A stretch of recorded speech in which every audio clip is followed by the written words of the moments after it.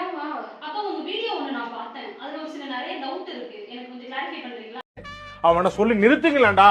அவன் நிறுத்துற அந்த லூசுக்கு மட்டும் வந்துட்டே இருக்கான் போடுறா. கண்டிப்பா எந்த மாதிரியான டவுட் இருக்கு? அக்கா விவசாயத்துல வந்து உட்காருங்க. வந்துட்டேன்க்கா.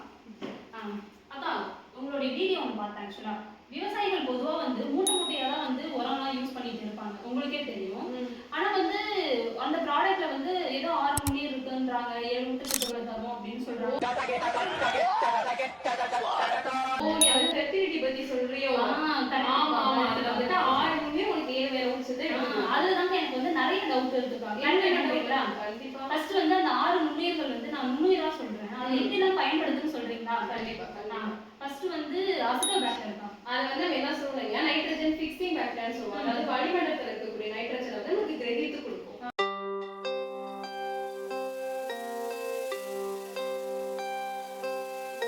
ஓகேக்கா. ரெண்டாவது வந்து பேசிலஸ் மெஜிடேரியம்னு ஏதோ இருக்கு. அது வந்து பாத்தீங்கன்னா பாஸ்பரஸ் சாலிபைசிங் பாக்டீரியான்னு சொல்லுவோம். அதாவது மணிச்சத்து இருக்கு இல்லையா, அதை வந்து நமக்கு என்ன பண்ணா கரைச்சு பயிர்களுக்கு வந்துட்டு எடுத்து கொடுக்கும். கரைச்சு பயிர்களுக்கு கொடுக்கும். ஆமா.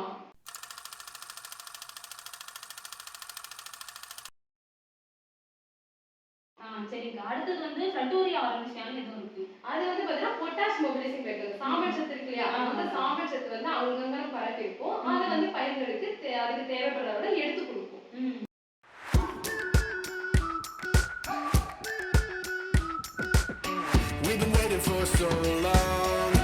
அடுத்தது வந்து குளுக்கோனா அசிட்டோபாக்டர்னு ஏதோ இருக்கு.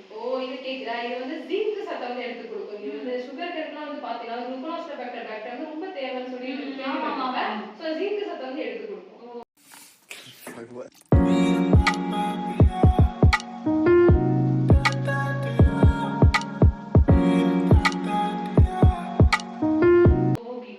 அடுத்து வந்து அசிடிதயோபேசிலஸ்னு ஏதோ இருக்கு. இது வந்து பாத்தீங்கன்னா இரும்பு சத்து இருக்கு இல்லையா, இரும்பு சத்தையும் சல்பர் சத்தையும் வந்து பயிர்களுக்கு எடுத்து கொடுக்கும். சரிங்கக்கா. இந்த பயிர்களுக்கு எடுத்து கொடுக்கும் அப்படிங்கிறீங்க, அது இயற்கையா இருந்துதான் எடுத்து கொடுக்குங்களோ? இப்போ அதுதான் நீ வந்து முதல்ல வரும்போது சொன்ன பார்த்தியா, மூட்டை மூட்டையாக சர்க்கரை கொடுக்குறாங்க அப்படின்னா, அதெல்லாமே வேரோட வளர்ச்சி எந்த அளவுக்கு இருக்கோ அதனாலதான் பயிர் எடுத்துக்கும். அங்கங்க பரவி இருக்கிறது எடுத்து கொடுக்கறதுக்கு நுண்ணுயிர் தேவைப்படும். அந்த வேலைதான் இப்ப சொல்ல பார்த்தியா அந்த நுண்ணுயிர் எல்லாமே செய்யும். ஓகேக்கா. லாஸ்டா வந்து ஏதோ அமிலோ அப்படின்னு இருந்துச்சுக்கா. இது வந்து பாத்தீங்கன்னா உங்களுக்கு சிலிக்கான் சத்தை வந்து பயிர்களுக்கு எடுத்து கொடுக்கும். இது வந்து ஒரு ஏக்கருக்கு 250 கிராம் போதும்னு சொல்லி போட்டுருந்துச்சுக்கா. அது என்ன கணக்கு? அது 250 கிராம்? ஆமாண்டா. அதாவது எப்படின்னா 6 மாத பயிரா இருக்கு அப்படின்னா உங்களுக்கு 250 கிராமே போதுமானது. இதுவே நீண்ட கால பயிர்கள் தென்னை, வாழை இந்த மாதிரி இருக்கு, அதுக்கு வந்து நம்ம 500 கிராம் அளவுக்கு தேவைப்படும்.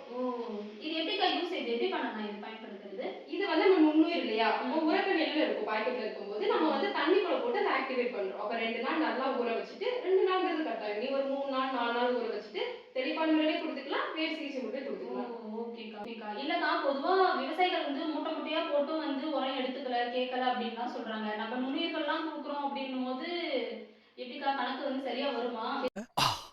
இது ஒரு நல்ல கேள்வி. கரெக்டா கேக்குற. நம்ம மூட்டை மூட்டையா கொட்டி முன்னாடி இது நுண்ணுயிர் வந்து ஏற்கனவே மண்ணுல இருந்ததுதான் நம்ம அழிச்சிட்டு இப்ப ரசாயனத்தை போட்டு எல்லாமே ஸ்பாயில் பண்ணிட்டு இருக்கோம். சோ நம்ம திரும்ப வந்து மீட்டெடுக்கிறதுக்காக தான் இந்த மாதிரி நுண்ணுயிர் நம்ம பயன்படுத்துறோம். இது ஒண்ணும் பண்ணாது, நீ ஆல்ரெடி இருக்கக்கூடிய சத்தை வந்து இயற்கை முறையில பயிர்களுக்கு எடுத்து கொடுக்கறதுனால உனக்கு வளர்ச்சி நல்லா இருக்கும்.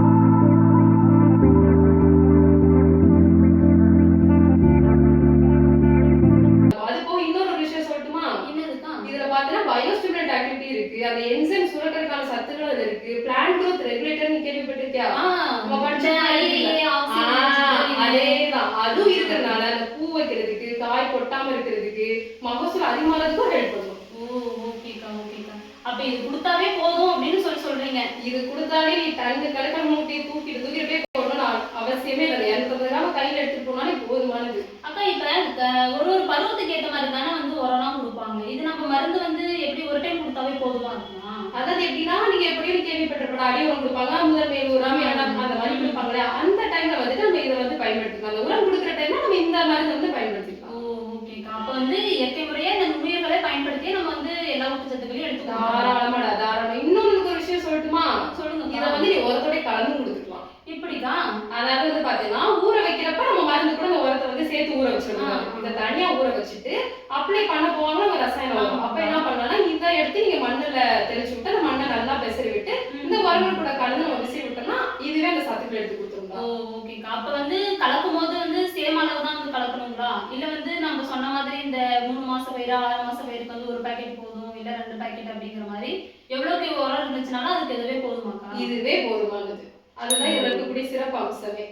சரிங்க. அப்ப வந்து எப்ப உரம் கொடுத்தாலும் நம்மளுக்கு சேர்த்து கொடுக்கலாம். நம்மளால தாராளமா சேர்த்து கொடுக்கலாம். அப்படி கொடுக்காம இதை மட்டும் கொடுத்தாலுமே நல்லா தான் ரிசல்ட் இருக்கும். சூப்பர்க்கா சூப்பர்க்கா.